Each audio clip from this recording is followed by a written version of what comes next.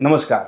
मलाई हेरिराख्नुभएका सम्पूर्ण दर्शक महानुभावहरुमा म श्याम तदरबाट आज फेरि केही समय पछाडि उपस्थित भएको छु। म नयाँ कुराकानीका साथमा, त्यति धेरै नयाँ पनि नभनौं, केही जानकारीका साथमा उपस्थित भएको छु। अहिले कुरा गर्न गइरहेको छु चलचित्र एन्जिलाको बारेमा। एन्जिला यति बेला नेपालमा प्रदर्शन भइरहेको छ, एकदमै सफलतापूर्वक प्रदर्शन भइरहेको छ, दर्शकको अत्याधिक साथ पाएको छ। मिलन चाम्सको निर्देशनमा बनेको चलचित्र हो यो। एउटा रियल स्टोरी मा बनेको चलचित्र हो।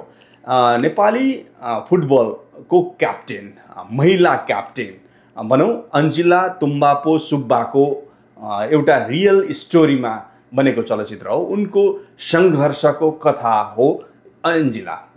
एउटा रियल स्टोरीमा बनेको चलचित्र, दर्शकले अत्यन्तै मन पराएको चलचित्र। मिलन चाम्सले निर्देशन गरेको चलचित्र, यो बायोपिक सिनेमा भन्छु म। यो हुन त यो भन्दा अगाडिको चलचित्र बबी, त्यस्तै गरेर ब्लाइन्ड रक्स, यी दुवै चलचित्र राम्रो बनेका थिए, राम्रो प्रतिक्रिया पाएका थिए। मिलन चाम्सले बायोपिक सिनेमा निर्देशन गर्दाखेरि त्यो सिनेमालाई अझै बढी न्याय गरेको पाइयो। अब तेस्रो उनले निर्देशन गरेको बायोपिक सिनेमा थियो अन्जिला, यो पनि व्यावसायिक रूपमा सफल रह्यो। एकदमै राम्रो व्यापार छ चलचित्रको। अहिले नेपालको व्यापारले गर्दा चलचित्रको विदेशमा माग पनि उच्च छ।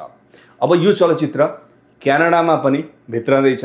क्यानाडामा यो चलचित्र प्रदर्शनमा आउँदैछ। क्यानाडाका विभिन्न शहरहरूमा यो चलचित्र प्रदर्शनमा आउँदैछ।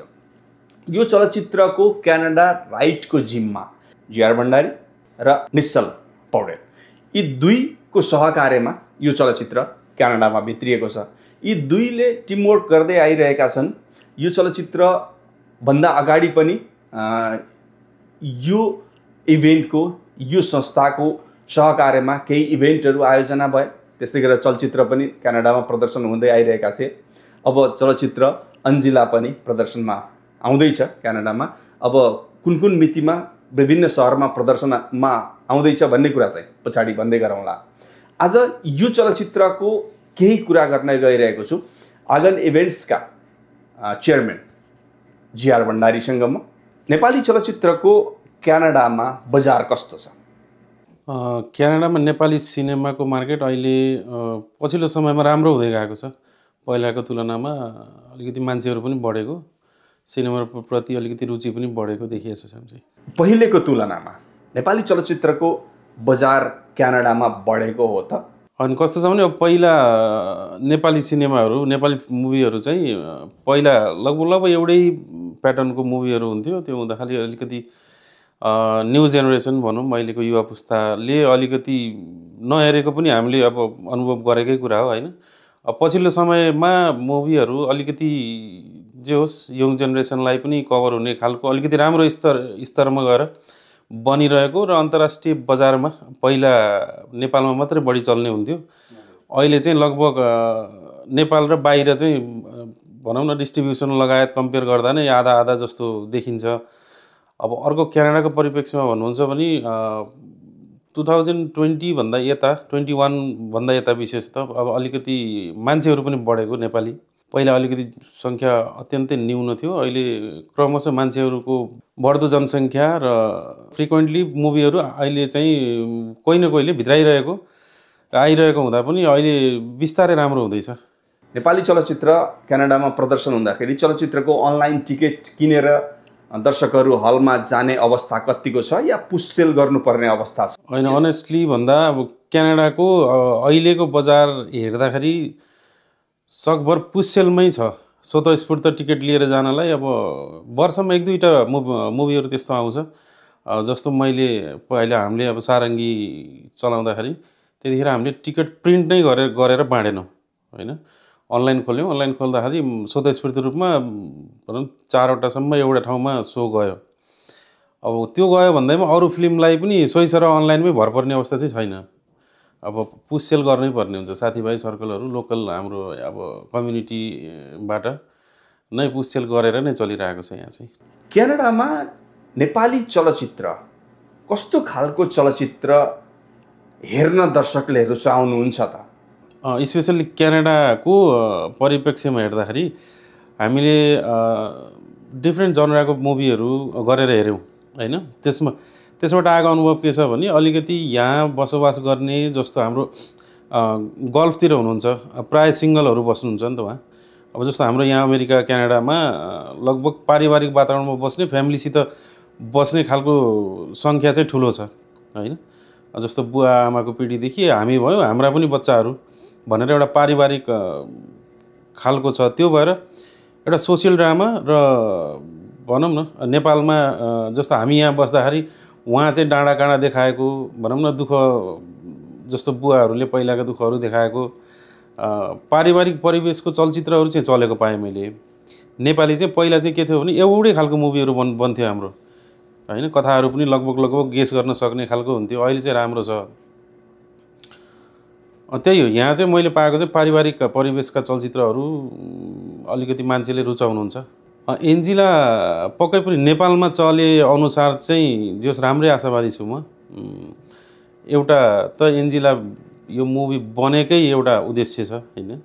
नेपाल जस्तो ठाउँमा तपाईँको निम्न वर्गमा जन्मेर एउटा चाहिँ सानो ठाउँबाट एउटा राष्ट्रिय टिमको क्याप्टेनसम्म पुगिरहँदाखेरि एन्जिला आफैको जुन रियल कथामा बनेको छ र बनाइएको छ यसलाई नेपालमा चाहिँ धेरै रुचाइदिनु भएको छ।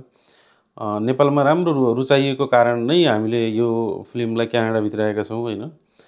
यसमा आशावादी छौँ राम्रो छ यो पक्कै पनि राम्रो गर्ला। नेपाली चलचित्र एन्जिलाले क्यानाडामा पूर्णबहादुरको सारङ्गीले गरेको व्यापार गर्न सक्छ त? मलाई विश्वास छ यसले राम्रै गर्छ भन्ने। किनभने हामीले हेर्ने भनेको नेपालमा रिलिज हुँदाखेरिको प्रतिक्रियाहरू र जति पनि सोसियल अहिले टिकटकमा अनि तपाईँको सोसियल साइटहरू फेसबुकमा जुन किसिमको नेपालमा हेरेर पब्लिक रिभ्यू छ त्यो चाहिँ निकै पोजिटिभ रहेको पाएको छौँ हामीले। अब त्यसले नै यहाँ फरक पार्ने हो। त्यो हुँदाखेरि हामीलाई इन्क्वायरीहरू आइरहेको छ टिकटको लागि। अब अझै डेट अनाउन्स गरेका छैनौँ। अब छिटै हामीले सिटीहरूको टुङ्गाएर यसको प्रदर्शन मिति तय गर्नेछौँ। मिसिसागा र टोरन्टोको लागि चाहिँ हामी आफैले गर्ने भएको भएर अनलाइन पनि उपलब्ध हुन्छ, फिजिकल पनि उपलब्ध हुन्छ। अब बाहिरी सिटीहरूमा चाहिँ अब उहाँको टिमहरूले कसरी गर्नुहुन्छ त्यो अब उहाँहरूमा भर पर्छ। अहिले भर्खर हेरिहाल्नुभयो जीआर भण्डारीको धारणा क्यानाडामा चलचित्र हेर्ने दर्शकहरू कस्तो खालको हुनुहुन्छ त, कस्तो चलचित्र रुचाउनुहुन्छ त भन्ने भनाइराख्दै हुनुहुन्थ्यो। पारिवारिक चलचित्र दर्शकले हेर्न रुचाएको पाइयो, हास्य प्रधान चलचित्रहरू हेर्न खोजेको पाइयो। मेकिङ एकदमै हाइफाई भन्दा पनि हाम्रो आफ्नो कथा, हाम्रो आफ्नै गाउँ ठाउँका कथाहरू भनौँ एकदम अझ लोकल टेस्टका सिनेमाहरू रुचाइएको पाइयो। जुन सिनेमा हेर्दाखेरि मैले मेरो आफ्नो गाउँमा भएको कुरा रिलेट गर्न सकूँ, मेरा गाउँका साथीभाइहरू, मेरा कलेजका साथीभाइहरू, मेरा आफन्तहरूसँगको सम्बन्ध कहीँ न कहीँ कुनै न कुनै रूपमा जोडिएका कुराहरू हेर्न पाइयोस्।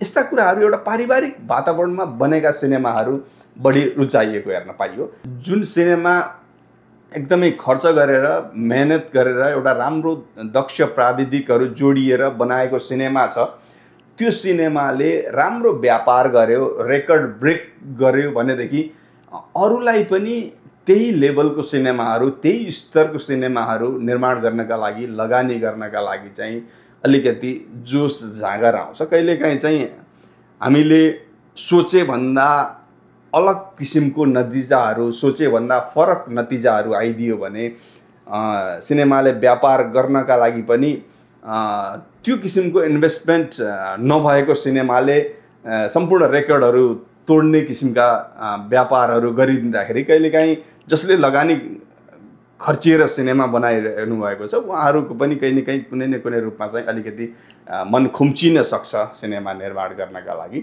यो चाहिँ यथार्थ हो। दर्शकबिन चलचित्र एन्जिला मिलन चाम्सको निर्देशनमा बनेको सिनेमा हो।